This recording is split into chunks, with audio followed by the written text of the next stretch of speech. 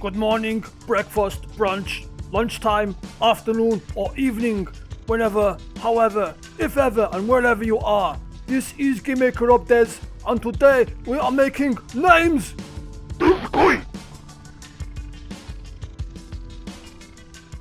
The first thing we need to do is add a few sprites. I have one called SPR BG for background name creator.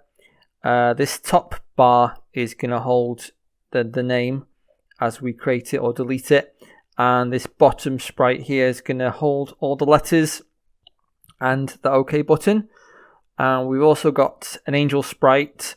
This is just basically the cursor, what letter is going to be pressed.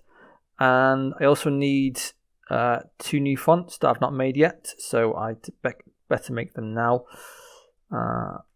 I need FNT monospace.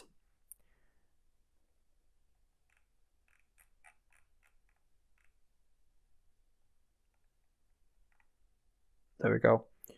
And I think size 28 is what I need for this one.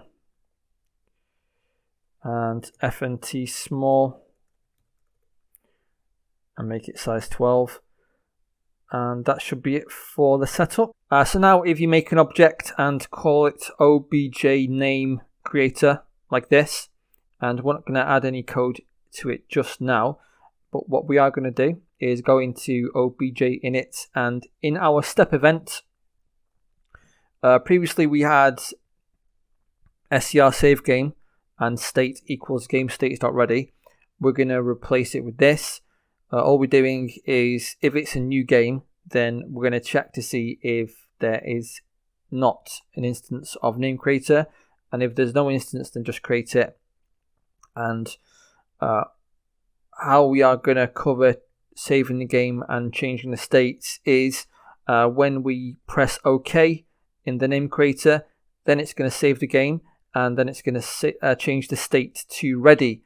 So this code is going to be running. This block of code is going to be running the whole time while name creator is up.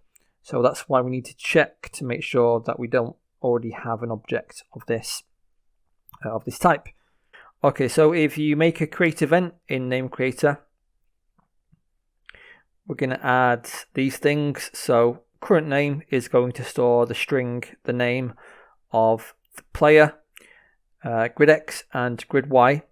It's going to track what letter, space or OK button the player is on. So we're using a grid in the same way we've got a grid in the inventory. Letter string is just going to carry. It's just going to hold every letter of the alphabet in uppercase, as well as 3 spaces.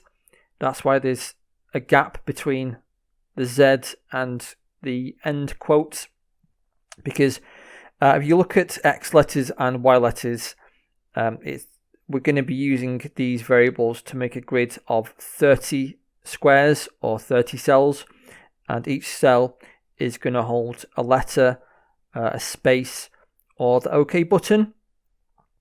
There's only 26 letters and there's only 1 OK button, so we need 3 spaces to make up the gap. That's basically how we're going to align the OK button to be in the bottom right.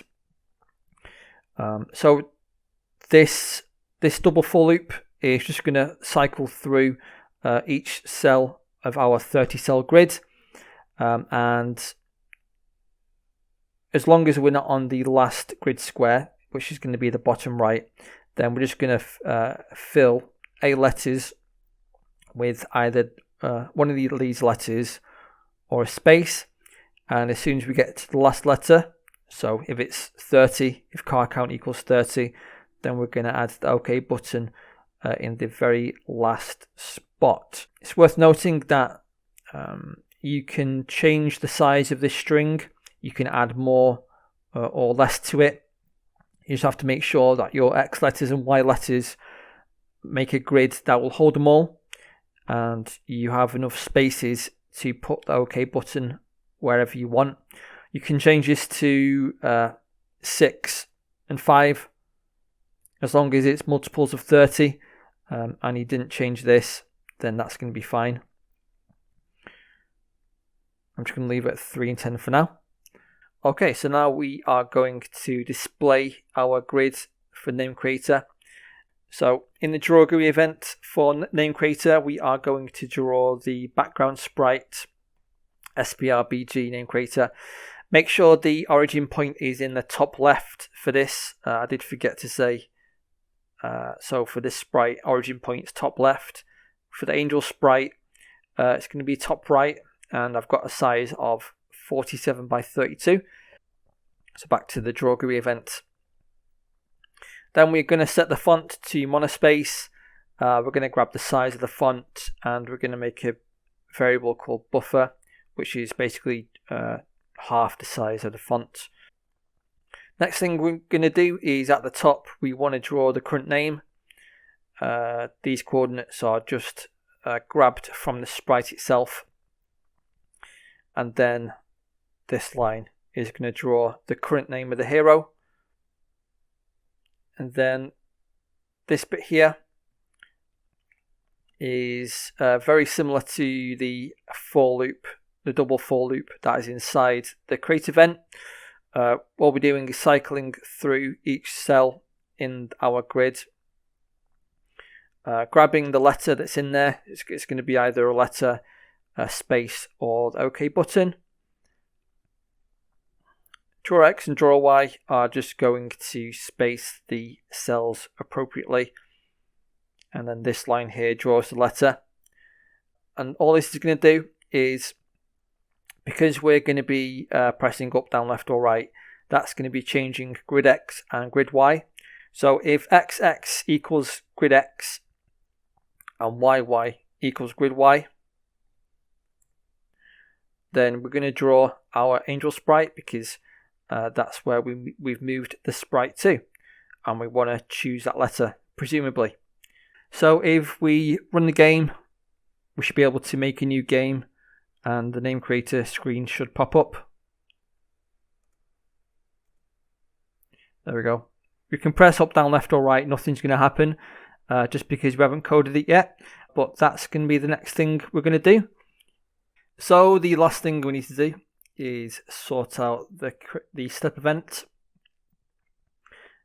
Move the cursor, so if we press left, we're going to check that we're not going to go outside the bounds of the grid. If we are, then just go to the right side of the grid for grid X. Same for right. If we're at the edge and we're going to go off the grid, then just go back to the start again. Grid equals 0. Otherwise, just move it to the right one. Same for up and down. All this code is doing is making sure we're not going outside the bounds of the grid. If we're not going to go outside the bounds of the grid, then plus or minus 1 to grid X or grid Y. And if you remember, wherever the cursor is for grid X and grid Y, or sorry, whatever values grid X or grid Y hold, when XX and YY equals grid X and grid Y, that's where the cursor is going to be displayed. We will come back to press OK. If we press cancel, so we need to check that we have at least one letter in the name. So if letter count, let me just move this comment first because it's not very helpful. So letter count equals the length of current name. So if there's 4 characters, then letter count will return 4. So we need to make sure we have at least one character before we delete it. So if letter count is greater than or equal to 1, then current name is going to equal current name just with the last letter taken off it. And that's how we're going to delete characters. In pressed OK, so wherever the cursor is, when we press OK, we're going to add that to the grid. So new letter equals A letters grid X grid Y. A letters is holding all of the alphabet, 3 spaces and an OK. Wherever the angel cursor is pointing to, that's the letter we're going to add, because grid X and grid Y dictate where the angel is pointing to. I'll come back to OK in a minute because this is the last bit. So as long as we are not hovering over the OK button, then we're just going to add a letter to current name. One thing that we don't have inside the code at the moment is there's no limit to how many letters you can have. All we would need to do for that really is use string length and say if current name is less than a certain amount of characters, then add a letter, otherwise don't. And the last thing we're going to do is if we are pressing OK, then that means we are done with the name creator. We're going to save current name to the player's name in the global stats, and we're going to be able to see that in the menu afterwards. Only then are we then going to save the game. So we're going to be in the village, everyone spawned. We've just changed the player's name, and that's when we're going to save it. We're going to allow the player to move again, and we're going to set the state of obj init to ready, and then just destroy the name creator. So if we now run the game, I'm going to delete those characters and just add my name to it.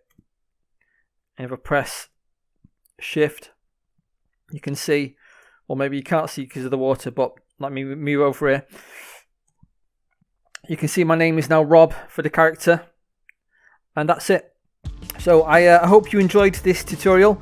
I am going to be covering multiple heroes as soon as possible. This is just another precursor to that, because when you add a character to your party, you might want to name them as well. So I think we've pretty much got all the systems in place that we're going to want to have for that. It's just going to probably be a bit of a slog to get through it all, but I'm going to try and fit all of that into one episode. So I hope you enjoyed the episode, and I will catch you next time. Bye for now.